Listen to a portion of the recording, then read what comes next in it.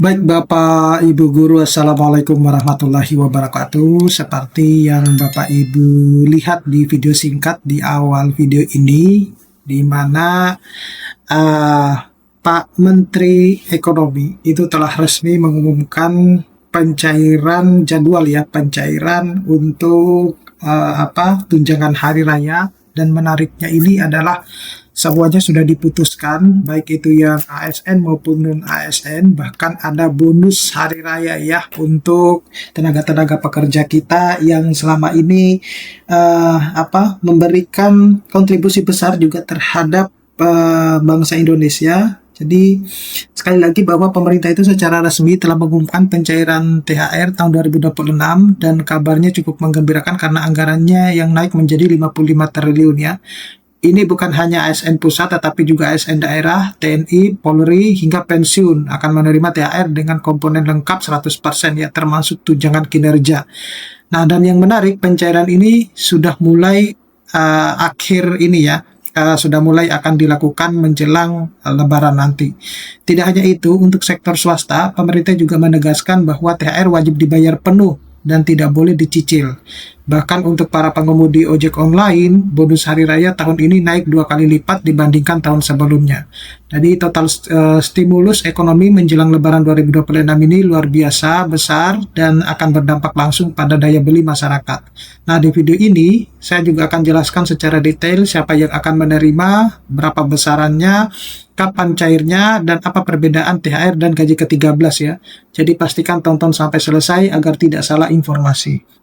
Tapi sebelum saya membahas info lebih jelas, informasi lebih dalam, saya menginformasikan kepada Bapak Ibu Guru bahwa bagi Bapak Ibu Guru yang ingin mendownload e-book yang bisa digunakan untuk pegangan guru dalam mengajar, pegangan siswa untuk belajar, modul-modul PPG, buku-buku PAUD, ataupun e-book yang bisa menambah penghasilan Bapak Ibu Guru, Bapak Ibu Guru bisa mendownloadnya melalui link yang sudah saya sediakan pada deskripsi dari video saya ini. Nah, jadi yang pertama dulu Bapak Ibu Guru, ini sebenarnya informasi ini sudah pernah disampaikan oleh Pak Menteri Keuangan dan sekarang sudah dipertegas oleh Pak Menteri Perekonomian ya, di mana total anggaran untuk THR kali ini itu mencapai 55 triliun ya. Jadi naik sekitar 10% dari tahun sebelumnya, di mana kalau tahun sebelumnya itu 49 triliun ya. Dan ini akan diberikan kepada ASN, TNI, Polri, dan pensiun. Nanti khusus untuk yang non-ASN ataupun pegawai swasta yang lain akan saya sampaikan setelah ini ya. Jadi kita bahas dulu khusus untuk yang ASN dulu. Untuk rincian penerima THR ASN, jadi 2,4 juta ASN itu ASN pusat ya, plus TNI dan Polri itu mencapai 22,2 triliun, dan 4,3 juta ASN daerah itu mencapai 20,2 triliun. Sedangkan 3,8 juta itu adalah pensiunan, itu akan diberikan sebesar 12,7 triliun ini yang akan didapatkan gitu ya. Nah, komponen yang akan dibayar, nah ini tentu Bapak Ibu Guru akan semeringah ya, maupun ASN yang lain ternyata tidak seperti pada komponen TPG 100% di THR dan gaji ke-13, khusus untuk tunjangan hari raya pada bulan Maret nanti ini, itu yang akan dibayarkan itu ternyata gaji pokok ya, kemudian ada tunjangan keluarga, ada tunjangan pangan, tunjangan jabatan, dan tunjangan kinerja. Ini sesuai dengan regulasinya. Jadi masing-masing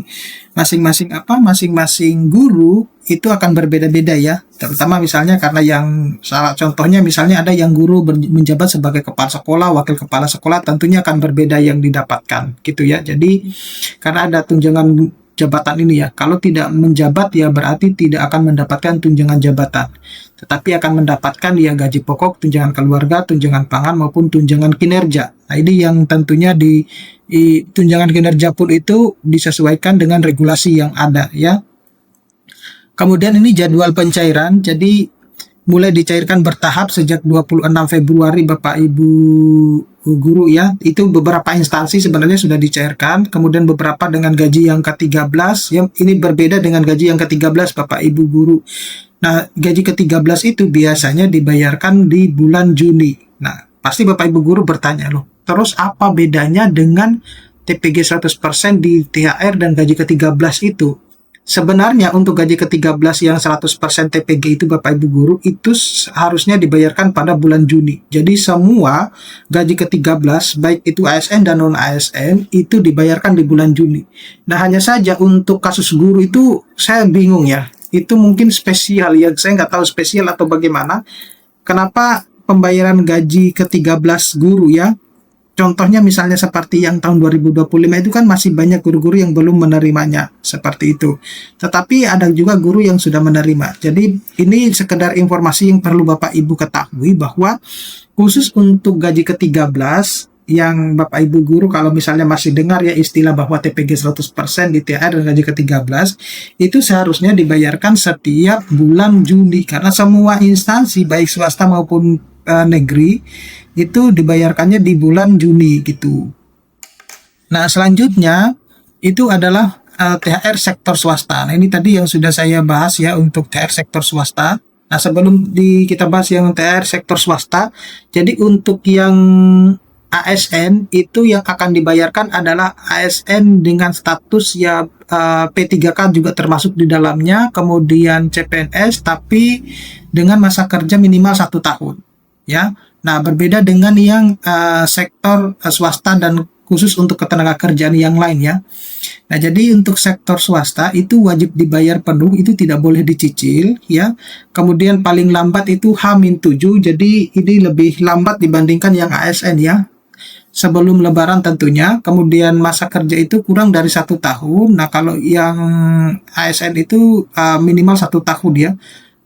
Kemudian untuk yang ketenaga kerjaan yang lain itu atau 1 bulan gaji ya, dengan setara dengan 1 bulan gaji.